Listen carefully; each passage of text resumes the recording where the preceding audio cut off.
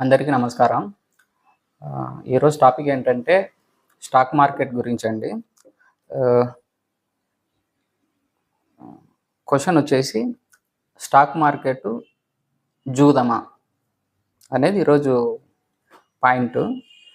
So, stock market మనందరికీ తెలుసు. ఇప్పుడున్నటువంటి యూత్ చాలామంది లేకపోతే పెద్దవాళ్ళు గూడా కావచ్చు. మనం బయట తరచుగా సొసైటీలో అప్పుడప్పుడు న్యూస్ పేపర్స్‌లో గానివ్వండి, మనకు తెలిసిన వాళ్ళ ద్వారా గానివ్వండి, స్టాక్ మార్కెట్‌లో డబ్బులు పెట్టినా నష్టపోయారు. స్టాక్ మార్కెట్‌లో చాలా లాస్ వచ్చింది. ఆహ్, దానివల్ల డబ్బులు తీర్చలేక చాలామంది ఆత్మహత్య చేసుకున్నారు అని చెప్పి మనం తరచుగా వింటూ ఉంటాము. జనరల్‌గా పీపుల్స్ అంటే ప్రజల దగ్గరికెళ్ళి మనం ఏదైనా స్టాక్ మార్కెట్ గురించి చెప్పండి అని మామూలుగా మనం అడిగినప్పుడు ఫస్ట్ వాళ్ళ దగ్గర నుంచి ఆన్సర్ మాక్సిమం ఏమై ఉంటుందంటే, స్టాక్ మార్కెట్ అనేది జూదము. దయచేసి దాని జోలికెళ్ళొద్దనే అందరూ చెప్తారు. సో, ఇక్కడ ఈరోజు పర్టిక్యులర్‌గా ఈ పాయింట్‌లో నేనిక్కడ డిస్కస్ చేయాలనుకునిందేంటంటే, జూదము, వ్యాపారము ఈ రెండిటికి ఉన్నటువంటి ఒక చిన్న డిఫరెన్స్ గురించి ఈరోజు మాట్లాడదామని వచ్చాను. మనందరం అనుకున్నట్టు స్టాక్ మార్కెట్ జూదమే అయితే, రిలయన్స్ కంపెనీ దగ్గర నుండి టాటా, అలాగే పెద్ద పెద్ద ఇండస్ట్రీస్ వచ్చేసి మనకు టాప్ 50 కంపెనీస్ ఇండియాలో ఏవైతే ఉన్నాయో అలాంటి కంపెనీసు ఆహ్, ఇలాంటి ప్రతివి కూడా మనకు ఎన్ఎస్‌సి, బిఎస్‌సిలో లిస్ట్ అయి ఉంటాయి. స్టాక్ మార్కెట్‌లో లిస్ట్ అయి ఉంటాయి పెద్ద పెద్ద కంపెనీలు. ఎంఆర్ఎఫ్ టైర్ గానివ్వండి, మనం జనరల్‌గా చూసే ప్రతీది కూడా పెద్ద పెద్ద కంపెనీలు అనే పేరుతో ఏవైతే ఉన్నాయో అన్నీ కూడా మనకు స్టాక్ మార్కెట్‌లో లిస్ట్ అయి ఉంటాయి. మరి ఇది ఒకవేళ జూదమే అన్నట్లయితే ఇవన్నీ కూడా ఎందుకు స్టాక్ మార్కెట్‌లో వచ్చాయి?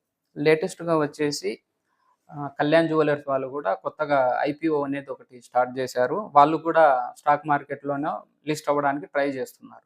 బట్ ఇది జూదం అయ్యేట్లయితే మరి ఇంతమంది ఇంత పెద్ద పెద్ద కంపెనీలు ఎందుకు స్టాక్ మార్కెట్‌లో తమ కంపెనీని ఐపీఓగా తీసుకొస్తున్నాయి? ఎందుకు లిస్ట్ అవ్వాలని ట్రై జేస్తున్నాయి? అండ్ స్టాక్ మార్కెట్ జూదం అన్నప్పుడు నేనిక్కడ నాకొచ్చిన ఇంకొక డౌట్ ఏంటంటే, మనందరం గూడా ఇది చాలామంది మనకు అంటే సొసైటీలో చాలా రకాల పనులు చేసుకుంటూ ఉంటాము. చాలా రకాల సెక్టార్స్ ఉన్నాయి. అందులో ముఖ్యంగా రైతులు తీసుకుందాం ఒక పాయింట్. రైతులు వ్యవసాయం చేస్తారు. ఇప్పుడు మనము రైతులను జూదం ఆడుతున్నారని చెప్పవచ్చా? అలాగే క్రికెటర్స్ ఉన్నారు మనకు. క్రికెట్ ఆడుతుంటారు. చాలామంది మంచి మంచి క్రికెట్ ప్లేయర్స్ మనందరికీ తెలుసు. వీళ్ళందరూ క్రికెటర్లందరూని జూదగాళ్ళని చెప్పవచ్చా? రియల్ ఎస్టేట్ వ్యాపారం చేస్తుంటారు. బంగారం అమ్మడం, కొనడం, సిల్వర్ అమ్మడం, కొనడం లాంటివి చేస్తుంటారు. వీళ్ళందరూ జూదగాళ్ళ. అండ్ ఇంకొకటి వ్యాలిడ్ పాయింటు మనందరం పెళ్ళిళ్ళు చేసుకుంటాము. పెళ్ళిళ్ళు చేసుకున్న ప్రతి ఒక్కడు జూదగాడ. ఎందుకంటే జూదగాళ్ళ అని ఎందుకు అడుగుతున్నానంటే, ఒకటయిపోయిన తర్వాత అందులో లాభం వస్తుందా? నష్టం వస్తుందా? అనేది మనకు తెలీదు. రైతు చాలా కష్టపడి వ్యవసాయం చేసి, పెట్టుబడి పెట్టి, ఖర్చు పెట్టి పంట పండిస్తారు. పంట కాలం 3 నెలలు కావచ్చు, 6 నెలలు కావచ్చు. పంట పూర్తయిపోయి, పంట చేతికొచ్చి అమ్మేంత వరకు గూడా రైతుకు ఒక టెన్షన్ అనేది ఉంటుంది. ఖచ్చితంగా పంట చేతికి వస్తుందో లేదో, మధ్యలో వర్షాలు పడొచ్చు.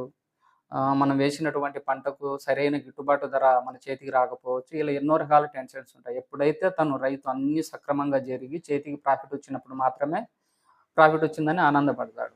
అండ్ ప్రతిసారి రైతు ప్రతి సంవత్సరం గూడా సరైన దిగుబడి అనేది రాకపోవచ్చు. ఒక 2 సంవత్సరాలు మంచి దిగుబడి వస్తే, మూడో సంవత్సరము నష్టం రావచ్చు. బట్ అయినా కూడా రైతులు తాము చేయాల్సిన పని చేస్తూనే ఉంటారు. సేమ్ అలాగే క్రికెట్ ఆడే ఆటగాళ్ళు గూడా ఇండియా టీమ్‌లో ఎంటర్ అవ్వడం కోసం, ఐపీఎల్ టీమ్‌లోకి ఎంట్రీ అవ్వడం కోసం చాలా కసరత్తులు చేస్తారు. ట్రైనింగ్ తీసుకుంటారు. రంజీ ట్రోఫీ అని జెప్పేసి, అండర్ 19 అని జెప్పేసి స్లోగా తమ కెరీర్‌ని పెంచుకుంటూ, బిల్డ్ చేసుకుంటూ క్రికెటర్‌గా ఎదగాలని చూస్తారు.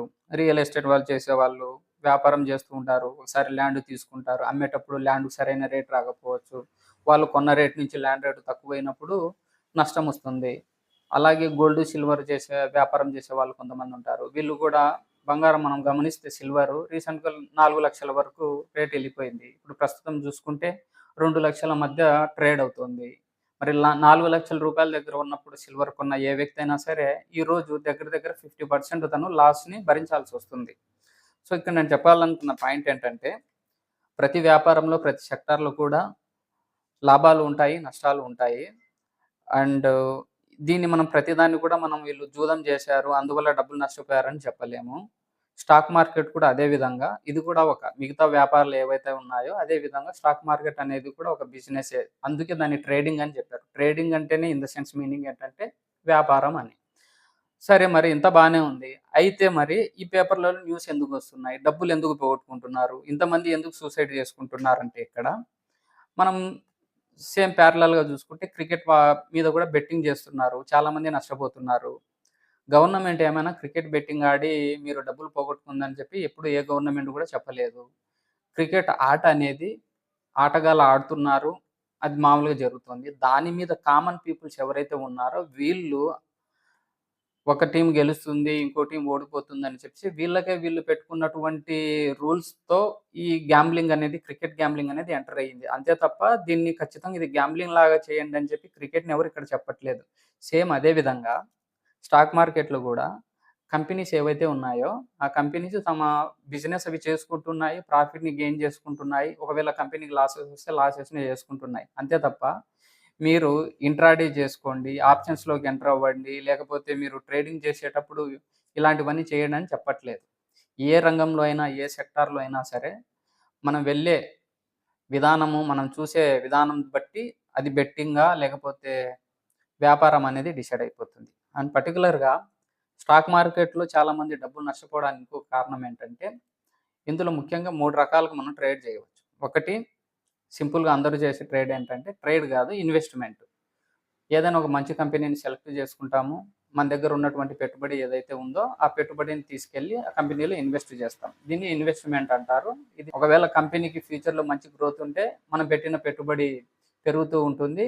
ఒక 10 ఇయర్స్, 20 ఇయర్స్ అలా మంచిగా హోల్డ్‌లో పెట్టుకుంటే మనకు ప్రాఫిట్ వచ్చేదానికి అవకాశం ఉంది. ఇన్ కేస్ కంపెనీ ఒకవేళ బ్యాడ్ పెర్ఫార్మన్స్ ఇచ్చి, కంపెనీ సరిగ్గా ప్రాఫిట్ గెయిన్ చేయలేకపోతే, మనం పెట్టిన పెట్టుబడి కూడా సేమ్ అదే విధంగా లాస్ అనేది రావడం, మనం పెట్టిన పెట్టుబడి అనేది తగ్గడం జరుగుతుంది. ఇది జనరల్‌గా మనం ఇందాక అన్నట్టుగా మిగతా వ్యాపారాలు, రైతులు వీళ్ళందరూ ఏ విధంగా అయితే చేసుకుంటున్నారో సేమ్ దాన్నే అదే రకంగా ఇది కూడా వర్తించడం అనేది జరుగుతుంది.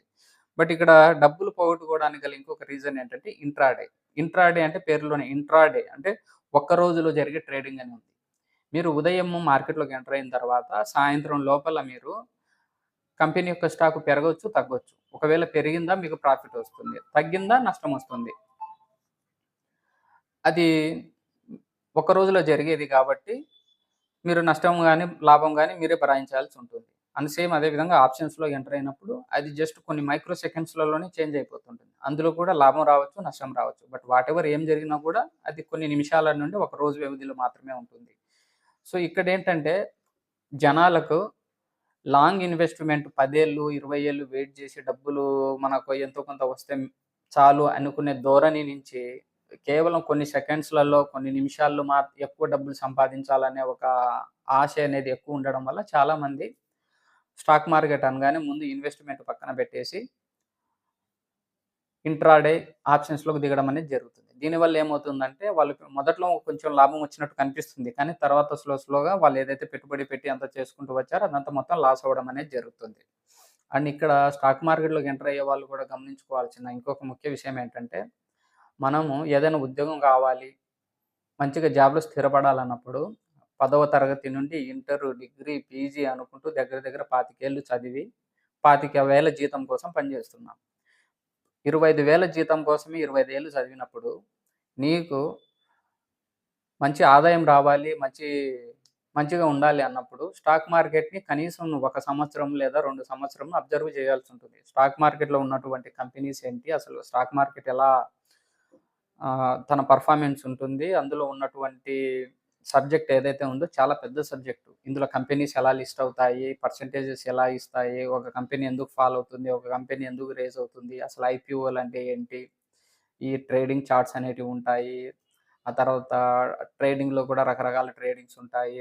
ప్రతి 3 మంత్స్‌కి ఒకసారి క్వార్టర్లీ రిజల్ట్స్ అనేది రిలీజ్ చేయడం జరుగుతుంది. పీఈ రేషియోలనేసి, డెబ్ట్ రేషియో అనేసి, కంపెనీ ఫండమెంటల్సు, టెక్నికల్సు ఇలా సబ్జెక్ట్ అనేది చెప్పుకుంటూ పోతే చాలా ఉంటుంది. ఇట్లా మనము స్టాక్ మార్కెట్‌లోకి ఎంటర్ అయ్యి ముందు అర్థం చేసుకొని స్టాక్ మార్కెట్‌ని స్లోగా మన దగ్గర ఉన్నటువంటి అమౌంట్‌ని కొంచెం కొంచెం పెట్టుకుంటూ దాన్ని కొంచెం ఆ నాలెడ్జ్ అనేది, అవేర్‌నెస్ అనేది వచ్చిన తర్వాత మాత్రమే మనం స్టాక్ మార్కెట్‌లో పూర్తిగా ఒకవేళ మనం ఖచ్చితంగా చేస్తామంటే అందులో దిగి మనం ఇన్వెస్ట్‌మెంట్ పెట్టుకుంటే బావుంటుంది.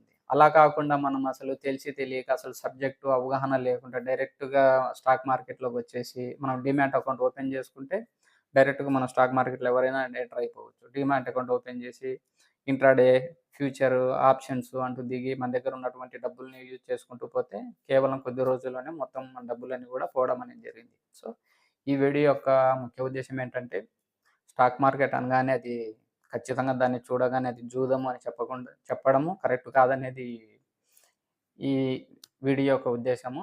ఏదైనా సరే ప్రతి సెక్టార్‌లో, ప్రతి వ్యాపారంలో గూడా మంచి ఉంటాయి, చెడు ఉంటాయి. బట్ దాన్ని మనం ఎందులో మనం వెళ్లి పూర్తిగా మనం ఇన్వాల్వ్ అయ్యి చేస్తున్నామనే దాన్ని బట్టి మనకొచ్చే లాభం గాని, నష్టం గాని ఉంటుందని చెప్పడం అనేది నా ఉద్దేశ్యం. Thank you.